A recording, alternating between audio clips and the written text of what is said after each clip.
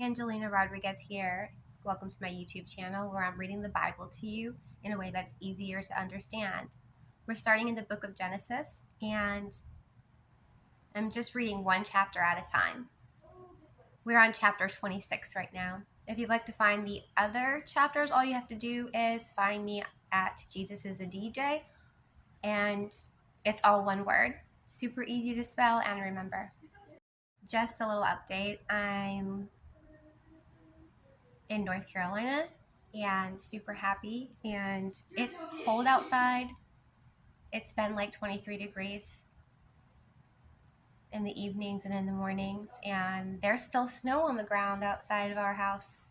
It's pretty much melted from everywhere else, but we have like a lot of snow still left on the ground here. And that's pretty much it. So I'm going to go ahead and get started with chapter 26. Now there was a famine in the land, besides the previous famine in Abraham's time. And Isaac went to Abimelech, king of the Philistines, in Gerar. The Lord appeared to Isaac and said, "Do not go down to Egypt. Live in the land where I tell you to live. Stay in this land for a while, and I will be with you and will bless you. For to you and your descendants I will give all these lands and will confirm the oath I swore to your father Abraham. I will make your descendants as numerous as the stars in the sky and will give them all these lands, and through your offspring all nations on earth will be blessed. Because Abraham obeyed me and did everything I required of him, keeping my commands, my decrees, and my instructions. So Isaac stayed in Gerar." When the men of the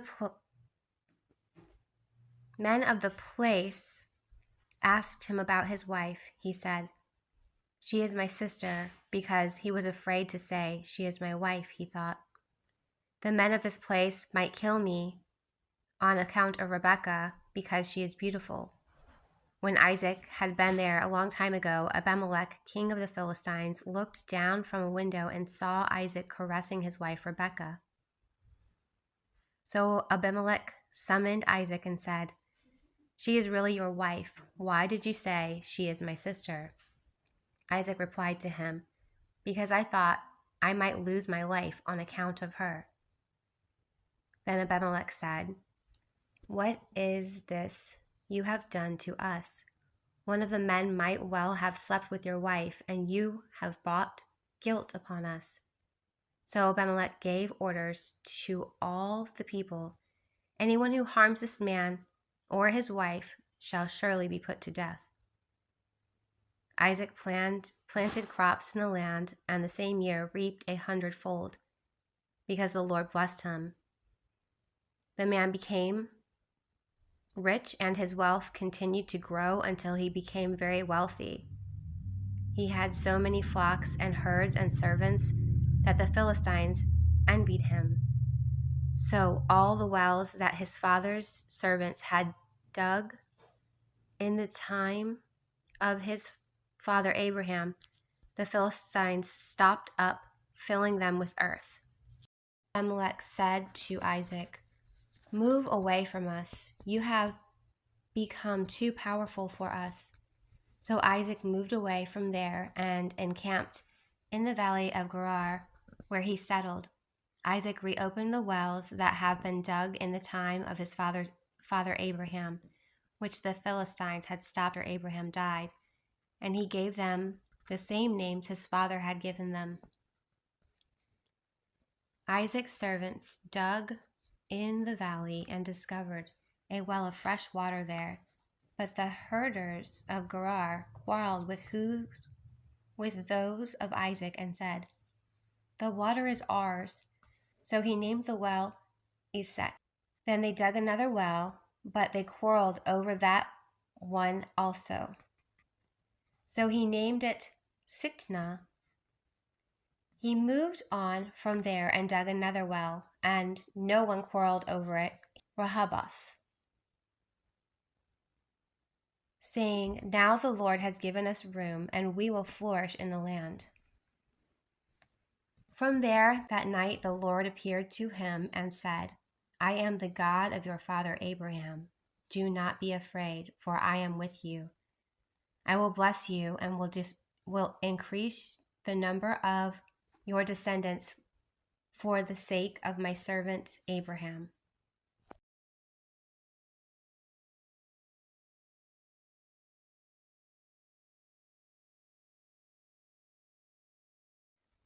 Isaac built an altar there and called on the name of the Lord.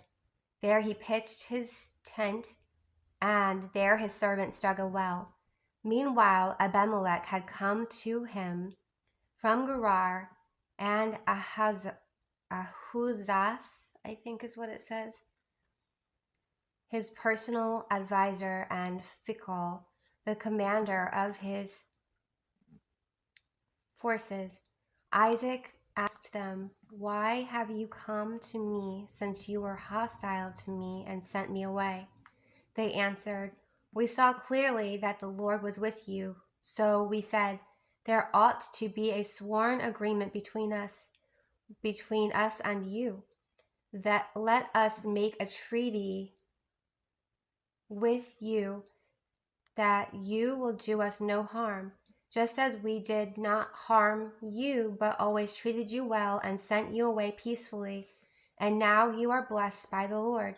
Isaac then made a feast for them, and they ate and drank. Early in the next morning, the men swore an oath to each other. Then Isaac sent them on their way, and they went away peacefully. That day, Isaac's servants came and told him about the well they had dug. They said, We found water. He called it Sheba, and to this day the name of the town has been Beersheba. When Esau was 40 years old, he married Judith, daughter of Beeri the Hittite, and also Basemath, daughter of Elon the Hittite. They were a source of grief to Isaac and Rebekah. We have officially finished chapter 26, and I look forward to seeing you for chapter 27.